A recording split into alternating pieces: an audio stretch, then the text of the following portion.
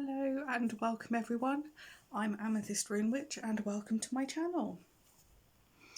Today I'm going to be talking to you about brooms and how you can maybe use them and even create one if you want to.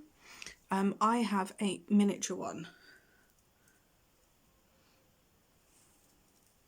And it's got a piece of watermelon tourmaline on it with a little pentacle charm. It's quite a funky little thing. I use this more as what do I use? I use it more as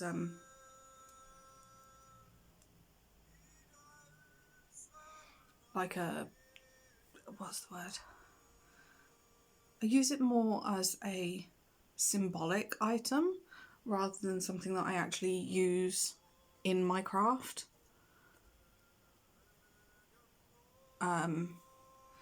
It's a very stereotypical image of Halloween, of a witch flying through the night sky on her broom, but it's not realistic. It does have a small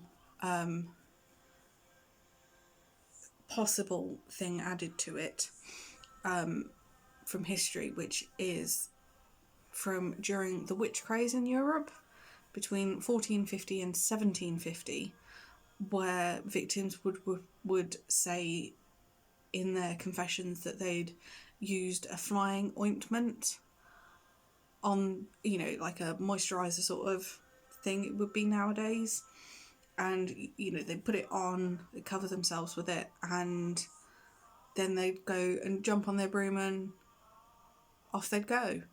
But the recipes from the times, from that time period, it contains psychedelics as well as poisons. So the claims may not be true. It may be more that it was a hallucination than an actual, you know, person riding through the sky on their broom. I'll get my words right today. The broom is also called a besom. It's used for protection and purification. It doesn't have to be huge. You can just have a little one like me. You know, it's barely bigger than my hand. It's also got a symbolic part in hand fasting, which is like the pagan version of marriage, which a lot of places will now offer. So it's not, you know, you don't just have to have one of those legal marriages. You can actually have a hand fasting ceremony where, and this custom actually originates from Wales and Africa, where the couple getting married steps or jumps over the broom to bless their fertility and their union. The broom is typically decorated with flowers and ribbons that have a meaning for that couple, and then it's hung in a prominent place within their home after the wedding. So it's all about that whole getting back to the earth, because it's traditionally made from wood branches, so there's that whole earthiness to it. Magical brooms aren't used for actual sweeping, you know, your bog standard housework. It's, you know, there is that sense of you can have two things for it, unless doing your housework is a magical thing for you. It can be used for sweeping out negative energy, so you can do that before you cast a circle to do a ritual or spell. You can use your broom to sweep from the corners of your home during a house blessing. So if you were to move home, you were about to move into your new home, you could sweep out the residual energies from the last person who lived there before you then move yourself, your family, and everything else in. You can also use a broom to sweep the negative energy from a person during a cleansing ritual. I'd never heard of this until I sat down and did some research, but it is something that can be done. According to some folklore, if you hang a broom over or near a doorway with the bristles upwards, so instead of it being that way round, if you have it that way, it will protect your home from negative energy. I suppose because the energy would get caught in the bristles and not be able to escape in that sense, because they're all open, so they go diving in. But it's each to their own. You can buy a broom if you don't want to make your own. It is best to avoid plastic ones designed for household use, or ones that are held together by glue or metal. If you work with the Fae, metal, particularly iron, is not a good substance. And the glue, the plastic, it's a bit too man-made.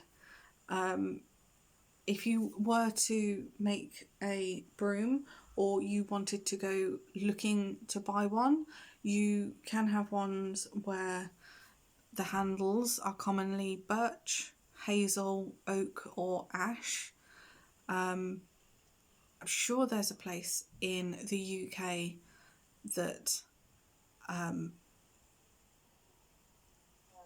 found a shop online weeks ago, and I'm sure they, particularly within the UK, do brooms as well as some other bits and bobs that I'm interested in. But the bristles, that's the handle. The handle can be birch, hazel, oak or ash. The bristles themselves can be straw, wheat, willow twigs, lavender, mugwort or thyme. It's completely up to you, really, how you want to have your broom. But if you want to make a broom, you will need to collect all of your all the materials together. So gather them all up, soak the bristles in water overnight. This allows you to bend them more easily without them snapping. And then once they've soaked overnight, you dry them off until they're bendable, but they're not waterlogged and they're also not snapping. Then what you want to do is arrange a layer of bristles around the base of the handle before you tie it as tight as you can with twine. You then add add as many layers as you need to so that it's got the body, it's got the shape and the body that you want it to have.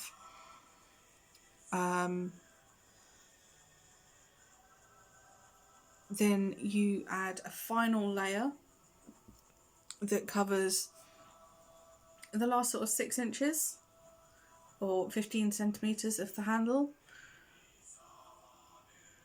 and then wrap that with twine halfway between the base and the top of your twigs. You can then fold the bristles down over the twine to hide that from sight. You don't have to, it's a possibility. And then you tie more twine, about near the top of the bristles really, and then again about 5 centimetres down from that. You can decorate the handle, you can put crystals, you can wire wrap crystals onto it, you can paint the handle, you could carve runes, sigils, Ogham. You can do anything with the handle, really. Sometimes it's easier to find the materials to make your own broom at this current time of year because it's Halloween season. They're gonna be everywhere. So you can find them in a lot of craft or home decorating shops in the autumn months. So, but this is the one that I have. This is my little broom. I quite like it, really. I've had it for a couple of years. I bought it off a rather cheap selling site, and I love it. I can use mine for a room spray.